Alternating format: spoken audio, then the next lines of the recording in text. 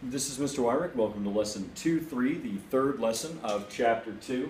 What we're dealing with this time is conditional statements.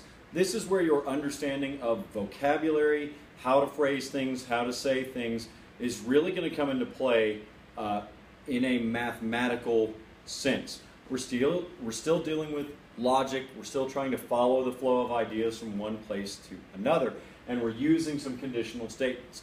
Most of the conditional statements that we're going to be dealing with are if-then statements. If this is true, then this is true. If this happens, then this will happen. And it's written as P with an arrow to Q. So we had our logic statements, like the sky is blue, and that was represented by a P or a Q. We had our compound statements, like the sky is blue, and today is Wednesday. And then we had the ones that were the sky is blue or today is Wednesday, and we could have varying, it could be variable like true or false in that sense.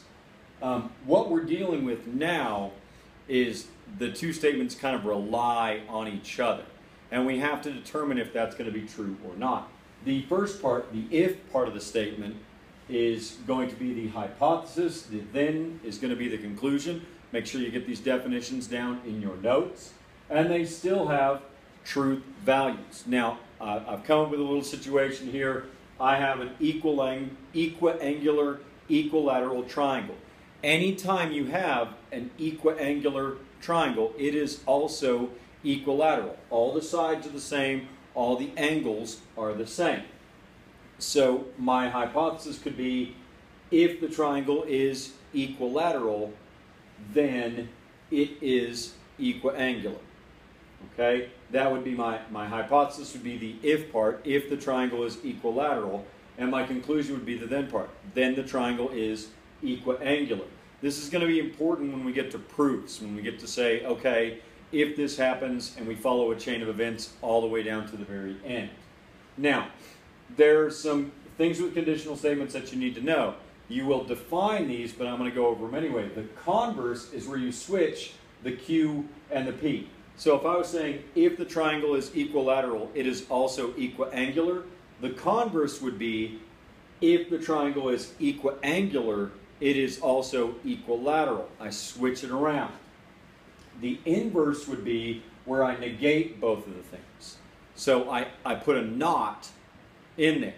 If the triangle is not equilateral, it is not equiangular.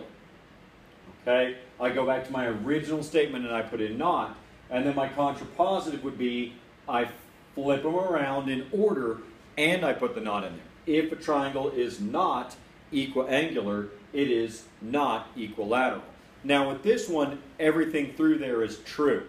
But let's take a look at if we have a square. Okay? If it is a square, then it is a rectangle. We know this to be true. A square is a specific kind of rectangle. If we go for the converse, if it is a rectangle, then it is a square, that is no longer true.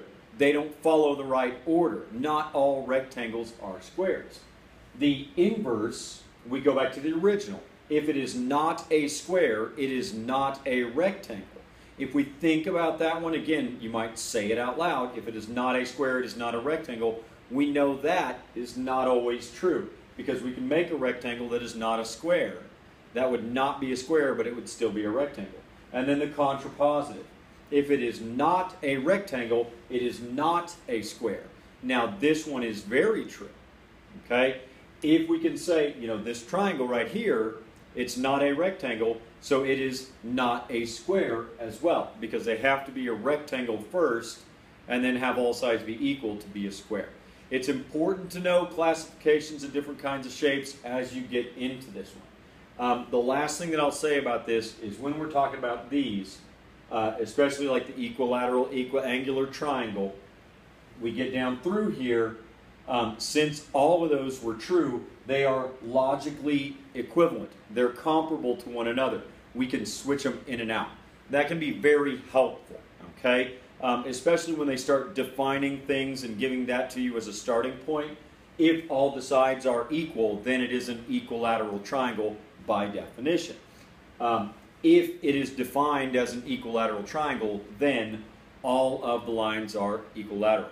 This is a lot of the stuff that we've already been doing with angle bisectors, line bisectors, midpoints. It's just putting a real definite way of saying it on there. And we will continue to explore this as we move on. I would like you to make sure you remember these, and I would like you to write a conditional statement, an if-then statement, and then write the contrapositive, the flip and not, for Friday's class. We'll see you then.